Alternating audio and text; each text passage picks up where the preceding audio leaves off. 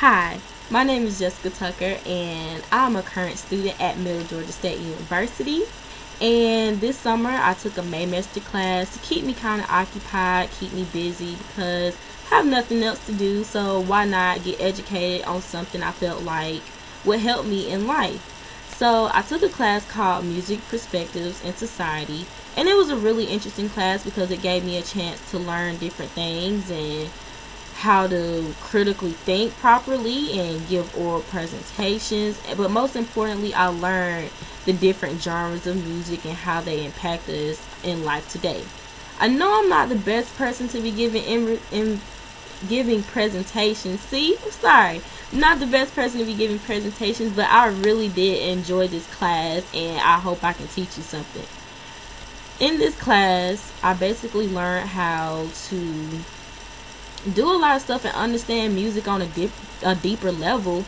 And we did a term paper about any type of genre that you feel like was important to you or gave a big impact on your life. So I wanted to do something kind of different and something that I felt like would help me understand the music I like, such as R&B and hip hop, rap, reggae.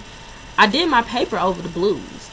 So the research that I really found out that the blues was not originated in the United States. The blues really came from Africa when slaves were enslaved and brought to the United States.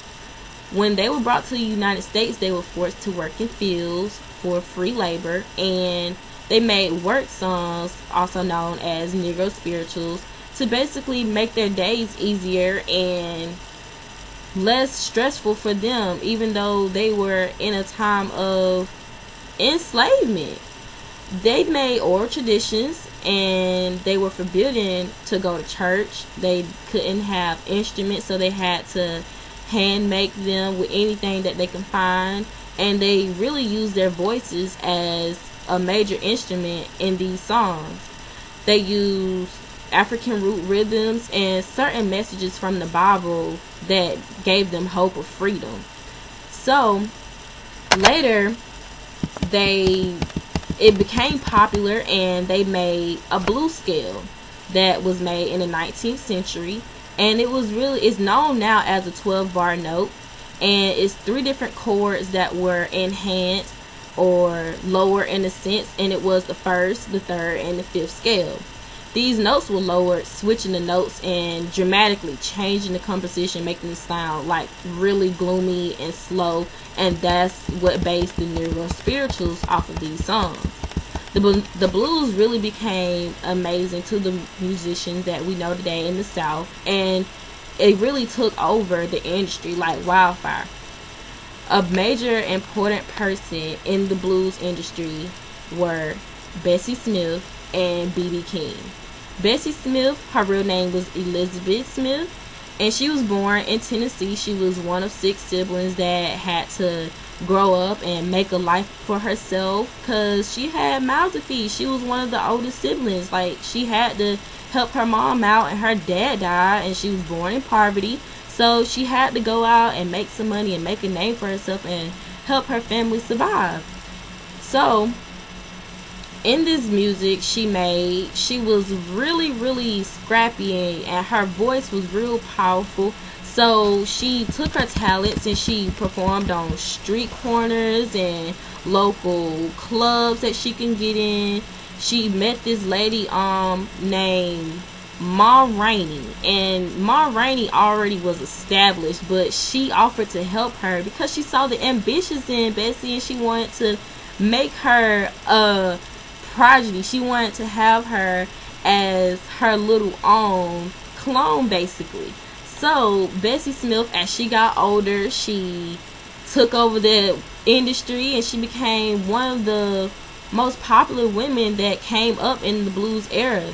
She had kids, but she was a diva. She was always on her music. She was a big focus. Her focus was major on her music.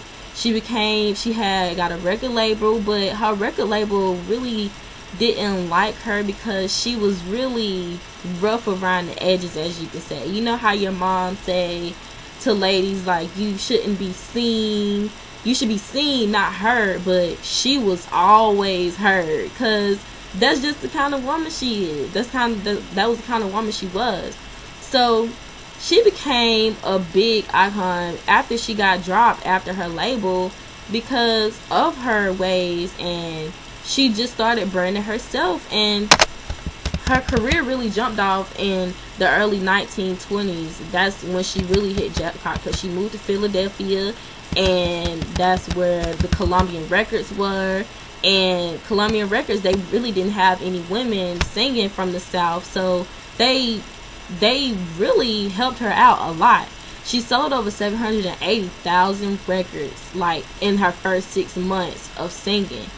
She started wearing big jewelry and shimmering gorgeous pearls and diamonds. I wish I really could have seen this woman with my own eyes, because the stuff that I read about her really sound great. She became famous. She had all the fame, the fortune, and the fans. She really earned her name as the Empress of the Blues. I also learned about B.B. King. B.B. King was a younger guy when he first came in, and he also was very good with instruments. He played several instruments like the piano, he played the saxophone, and he had this guitar named Lucy that he loved so much. The story that I learned about the name behind Lucy, he was at this nightclub, and this girl had 2 guys, I guess she was conversing with, and they got into a fight, and they had a fire pit, and the fire pit basically caught the whole club on fire. So he left his instrument inside. He left his guitar inside. He went back in and got his instrument, and he named her Lucille after that. B.B. King was he had a very good impact on my life, and I feel like he was a good influence on the music that I listen to today. He is now known as the king of the blues, and we listen to his music now, we really don't even know it. I feel like we should all be looking into why we like the music that we like, because I found out a lot of good stuff about why I like the music, and I'm able to understand it now. Although these 2 people were born in poverty and they didn't have what we have today in society, they made what they love a movie. They made it through music, and we enjoy it, and they will long live through our lives and the music industry lives, because they had a big impact.